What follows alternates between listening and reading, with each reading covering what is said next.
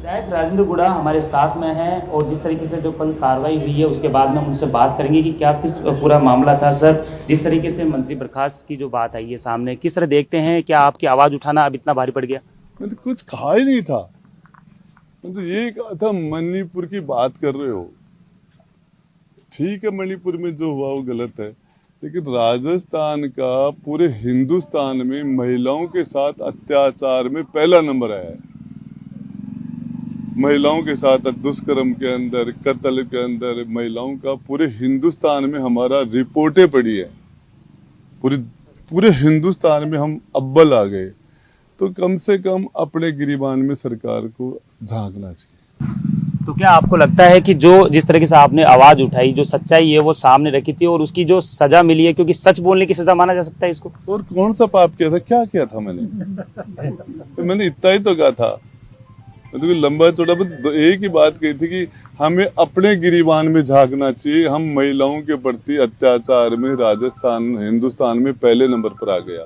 तो अब बीजेपी ने भी जिस तरीके से आपके बयान की बात करी है, उन्होंने यह भी कहा है कि बोले कि सच बोलते हैं तो उसके बाद में सजा मिल जाती है। देखिए, मैं इससे कोई मतलब नहीं रखता। भाजपा वो ये पक्ष है, वो विपक्ष है, वो क्या कहते हैं उससे मुझे नहीं कोई ज्यादा उस पर कोई कमेंट्स नहीं करना। लेकिन सच्चाई ये है कि हमने रोज पेपर आउट हो रहे हैं, बच्चे मेहनत कर रहे हैं, पूरी पूरी रात पढ़ते हैं, बरसों तक तैयारी कर रहे हैं। घर वाले सोचते हैं नौकरी लगेंगे, बच्चा तैयारी के लिए लाखों की संख्या में आरपीएससी के मेंबर जो सरकार बनाती है, और वो आरपीएससी का मेंबर पेपर बेच रहा है, तो उसके अंदर किसी की जवाबदेही बड़े वालों की नहीं होनी चाहिए।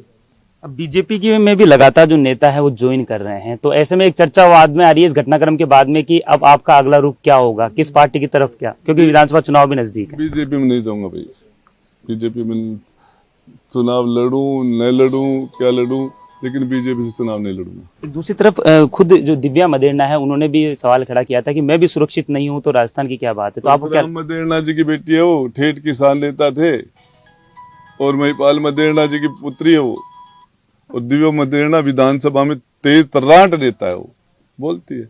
लेकिन उसकी गाड़ी पर हमला हुआ, उसने पहले कलेक्टर का, एसपीओ का कि भाई मेरी जान को खतरा है, उसके बाद में हमला हुआ। कैसे जैसे तैसे लोगों निकाला, जान से मार देते उसको। हो रहा है जी। देखिए, ये थे राजेंद्र गुड़ा, जिन्होंने बताया कि जो पूरी तरीके से सच बोलने की जो सजा है वो यहाँ पर देखने को मिल रही है, और जो हरकत जिस तरीके से की गई है वो गलत है। लेकिन इन्होंने ये साफ कही है, आवाज उठाता रहूंगा और लोगों की जो सच्चाई है वो लाता रहूंगा, क्योंकि कानून व्यवस्था लगातार बिगड़ती जा रही है। कैमरा पर्सन जोगेंद्र सिंह के साथ सतवीर सिंह राठौड़, सच वेद जयपुर।